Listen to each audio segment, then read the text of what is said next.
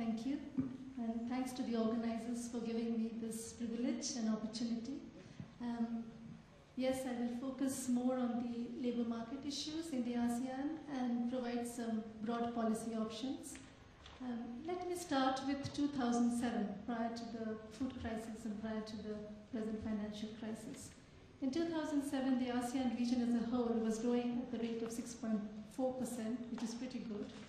And between 2006 and 2007, 8 million jobs were created in the ASEAN region. New jobs were created in the ASEAN region. However, that was not enough because the unemployment rate stood at 5.8%, which is pretty high by developing country standards. The youth unemployment rate was 16%, and the share of workers in what we call vulnerable employment was 60%. So there was obviously a concern with both the quantity and quality of jobs even before this crisis.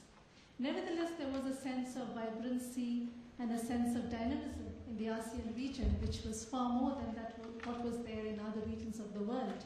And the world was looking at ASEAN for several reasons.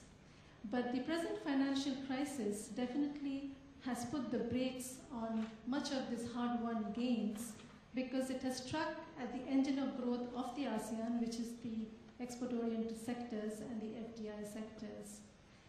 And this also threatens to pull back many of the achievements that were made by the ASEAN in terms of poverty reduction and social stability.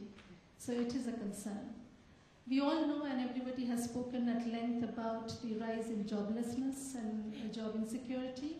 From 5.8% in 2007, it is now estimated to be about 6.4% in 2009, which is a huge jump in unemployment rates.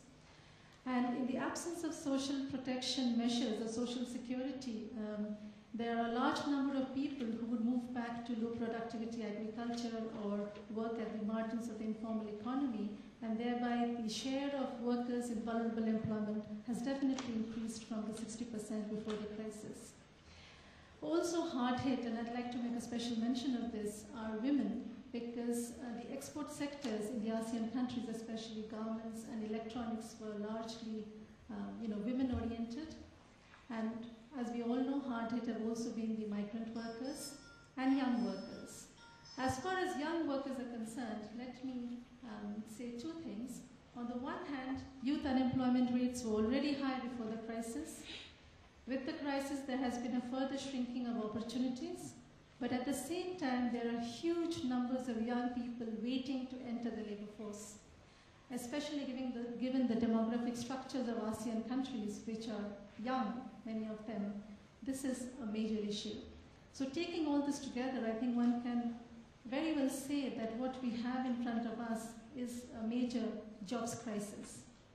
And the IMF predicts that by 2010, the global economic downturn is going to improve. Indeed, there are in the newspapers and media lots of discussions about improvements already. And of course, that will be good for the labor market because the labor market will also revive. But let's keep in mind that the labor market usually revives with a lag. And that lag can be as long as 4 to 5 years, unless there are policies in place which specifically target the labor market and which target employment creation. So in this situation, the ILO, which is now having its annual International Labour Conference, where its 183 member countries meet and deliberate on several issues, and the 183 member countries have their representatives from workers, government and employees organizations, are now actually deliberating on a global jobs pact as a coping mechanism and as a means of overcoming the current financial crisis. The Global Jobs Pact does not have a single blueprint, but it basically talks about putting job creation and social policies at the heart of the stimulus packages and the revival measures that are being currently taken by governments around the world. And if, for example, the ASEAN were to adopt the Global Jobs Pact, then the positive synergies and interactions that would take place in the national jobs market would have reinforcing effects in the region and would pull the region out of this current crisis, perhaps faster than what would otherwise be the case.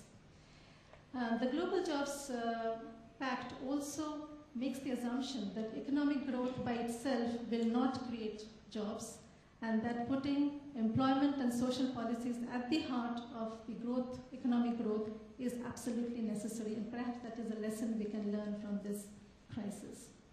In the context of the Global Jobs Pact and the ASEAN, let me quickly outline about 6 challenges as well as opportunities which need to be addressed. And the first one relates to labor market information. Now, there's a huge disparity in ASEAN countries in terms of available labor market information. There are some countries which are very up to date, and there are some countries where a labor force survey hasn't taken place in the last 7 years. Now, as one moves towards an ASEAN market, single market, there needs to be mechanisms in place which will provide consistent and transparent data for the ASEAN region as a whole. Secondly, the issue of migrant workers. Now, all of us know that the ASEAN includes countries which are both sending countries for migrant workers and receiving countries for migrant workers. And the ASEAN Charter of Declaration of 2007 on Rights of Migrant Workers is indeed a welcome measure. But this crisis has again shown the weaknesses and the challenges that migrant workers usually face, as many migrant workers have been sent back and their rights have not been respected. So the challenge here is not only of ensuring the rights of migrant workers within the ASEAN, but also to ensure that when they are sent back to their home countries, there are opportunities for them to engage in over there. The third point I'd like to make is on social protection. And this crisis and the previous food crisis, I think, has revealed again the huge gap in social protection measures presently in the ASEAN.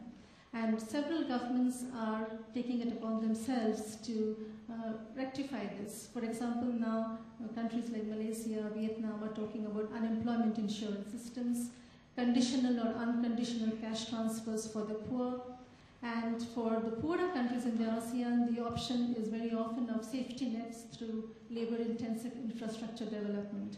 But this is definitely an area where much more thinking and much more investment needs to be made.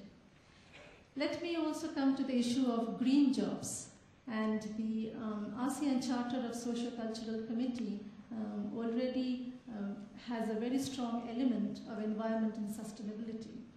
And perhaps this crisis is an opportunity to ensure that the revival is more green than what it was, and that the jobs created are in the green sectors or in the environmentally sustainable sectors, which will also be economically sustainable. And also the issue of agriculture and rural development. Now, 45% of the ASEAN workforce is employed in agriculture. Now, that varies from 1% in Singapore to 80% in Lao PDR.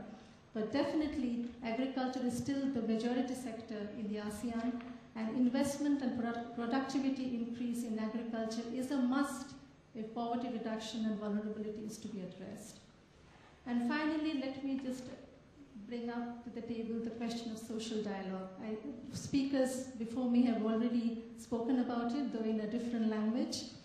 And social dialogue and respect for mutual rights is actually at the heart of any sound revival from this crisis. The ILO did a survey on workplaces, enterprises in the ASEAN countries in 2007, and it was clear that those enterprises which were practicing social dialogue were more productive, and the productivity gains were more evenly shared than those that were not. And the same goes at the national and at the regional level, where the government will have to involve a wide range of stakeholders, not only the employers and the workers' organizations, but also civil society, to come up with policies which are really needed and that which help realize the ASEAN vision. Thank you.